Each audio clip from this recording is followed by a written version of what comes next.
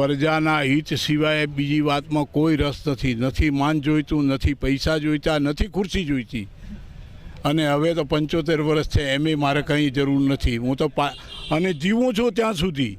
હા, હું ખાતરી એમને આપું છું, જે લોકો ભ્રમ રાખે છે ને અમારા વિશે ખોટી વાત ફેલાવે છે, એ લોકોને કહું છું કે અમે જીવનમાં જે જીવ્યા છીએ એક રંગાને ઉજળા મનમાં જેને ન હોય બીજી ભાત, એને રંગ ચડાવવાનો કવિએ કહ્યું છે. અમે એક રંગા છીએ, અમે ડુપ્લિકેટ વેળા કરતા નથી. અને મહેરબાની કરીને જે ડુપ્લિકેટ વેળા કરતા હોય, રાજકારણમાં કોઈ હોદ્દા પર બેસી ગયા પછી સમાજ એટલે શું? હવે તો અમે ધાર્યું કરી શકીએ છીએ. અરે ભાઈ, ધાર્યું કરી શકો છો. ભગવાને તમને ત્યાં સુધી મોકલ્યા, પ્રજાએ તમને સપોર્ટ કર્યો, ખૂબ સારી વાત. તો તમે હવે પ્રજાનું ભલું કરો ને. બીજી પ્રજા જે છે એના તરફ તમારી નજર હોવી જોઈએ. ગરીબ માણસ માટે તમારે વધારે ધ્યાન આપવું પડે.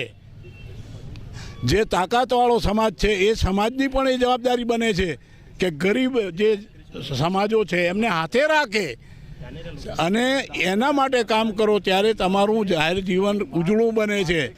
ધાનેરા ખાતે બનાસકાંઠા વિભાજનને લઈને ધરણા યોજવામાં આવ્યા. ધાનેરા હિત રક્ષક સમિતિના બેનર હેઠળ ધાનેરા અને બનાસકાંઠામાં જ રાખવાની માંગ કરવામાં આવી છે. ધાનેરા પ્રતિનિધિ મંડળે બનાસકાંઠા પ્રભારી અને સીએમને પણ આ મુદ્દે રજૂઆત કરી હતી. મામલાનો કંઈ ઉકેલ ના આવતા ધાનેરા લાલચોક ખાતે આજ 11 થી 3 વાગ્યા સુધી પ્રતિક ધરણા યોજવામાં આવ્યા છે. ધાનેરા તાલુકાની પ્રજાનો એવો મત છે કે અમને બનાસકાંઠા જિલ્લામાં જ રાખવામાં આવે. ભૌગોલિક રીતે, સામાજિક રીતે, આરોગ્યની દ્રષ્ટિએ બધી રીતે બનાસકાંઠા જિલ્લાની અંદર જ એમને સમાવેશ કરવામાં આવે એવી સરકાર જોડે માગણી કરી છે. આના અનુસંધાને તારીખ 4ના રોજ ધાનેરા સ્વયંભૂ વેપારીઓ બંધ રાખ્યું હતું. બધા આગેવાનો, સામાજિક આગેવાનો, રાજકીય આગેવાનો પક્ષાપક્ષી ભૂલીને અને પ્રાંત કલેક્ટરમાં એનું આવેદનપત્ર પણ આપવામાં આવ્યું છે. અને આજે ધરણાનો કાર્યક્રમ પણ આજે બધા સામાજિક લોકો અને રાજકીય પક્ષના બધા લોકો પક્ષાપક્ષી ભૂલી અને સામૂહિક રીતે આને ધાનેરા તાલુકામાં બનાસકાંઠાને રાખવામાં આવે એના માટેના કાર્યક્રમમાં પણ આજે ઉપસ્થિત છે. સૌ સાથે મળીને ત્યાં પ્રભારી મંત્રીશ્રીને મળ્યા, મુખ્યમંત્રીશ્રીને મળ્યા અને રજૂઆત કરવામાં આવી કે અમને અમારો જે કંઈ છે ધાનેરા તાલુકો છે એ ધાનેરા તાલુકાને બનાસકાંઠા જિલ્લામાં રાખો. આ વિસ્તારની પ્રજા ત્યાં પાલનપુર થરાદ જવા માગતી નથી. એમની વિનંતી અમે કરી છે. અમે એમને કહ્યું કે અહીં સામાજિક રીતે, શૈક્ષણિક રીતે, વેપારિક રીતે, બાંધ વ્યવહારની રીતે આમ બધી રીતે જોવામાં આવે તો પણ અમને પાલનપુર અનુકૂળ છે અને અમને થરાદ અનુકૂળ નથી. ધાનેરા બાબતે રજૂઆત બાદ પણ સરકારનો હજુ સુધી જવાબ ન આવતા આજે ધાનેરા ખાતે પ્રતિક ધરણા કરવામાં આવ્યા અને આગળની રણનીતિ ધરણા બાદ ઘડવામાં આવશે. ધાનેરા લાલચોક ખાતે હિત રક્ષક સમિતિના બેનર હેઠળ ધરણા યોજવામાં આવ્યા, જેમાં ધાનેરા એમએલએ માવજીભાઈ દેસાઈ તેમજ પૂર્વ એમએલએ નથાભાઈ અને મફતલાલ પુરોહિત હાજર રહ્યા હતા. તમામની એક જ માંગ સામે આવી હતી કે ધાનેરાને બનાસકાંઠામાં જ રાખવામાં આવે.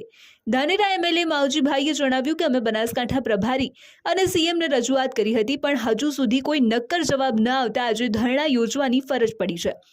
ધાનેરા તાલુકાને વાવ, થરાદ નહીં પણ બનાસકાંઠામાં જ રાખવામાં આવે એ જ અમારી સરકાર પાસે માંગ છે.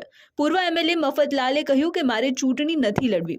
ઉંમર થઈ છે છતાં ધાનેરાને અન્યાય થાય એ ક્યારેય સહન ન થાય. મારે રાજકીય રોટલા નથી શેકવા, પણ ધાનેરાનું હિત જોવું છે કે ધાનેરાને બનાસકાંઠા સાથે કેમ રહેવું. આ માટે સમગ્ર પ્રજાજનોની અમારી બધાની સરકાર પાસે માગણી છે અને માગણીના કારણે કરી અને આજે હજુ સુધી માગણી પૂરી નથી થઈ. એ માટે આજનો કાર્યક્રમ આવ્યો છે અને સરકાર જો આનો યોગ્ય નિર્ણય નહીં લે તો હજુ પણ આવનારા સમયની અંદર પ્રજાજનોની જે માગ છે, પ્રજાજનોના સેવક તરીકે અમારે આગેવાનોએ પ્રજા સાથે રહી અને એના અંદરના આગળના કાર્યક્રમો પણ આવનારા સમયમાં આપીશું. ત્યારે 3 ધારાસભ્યો જો આ વાતમાં અનુકૂળ હોય ત્યારે આ સરકાર જો આ વાત ના સાંભળે એ યોગ્ય નથી. બનાસકાંઠામાં રહેવું છે ત્યારે એ થરાદમાં ધકેલવાની કામ કરતા હોય તો આવા લોકોને આપણે પણ પ્રજાને ઓળખવાની જરૂર છે. અને આવા લોકોને જો પ્રજા નહીં ઓળખે તો એ ખોટા રાજકારણમાં આગળ આવી અને ગામના અને તાલુકાનો હિત ખરાબ થશે એટલે આપણે પણ બધાને જાગૃત થવાની જરૂર છે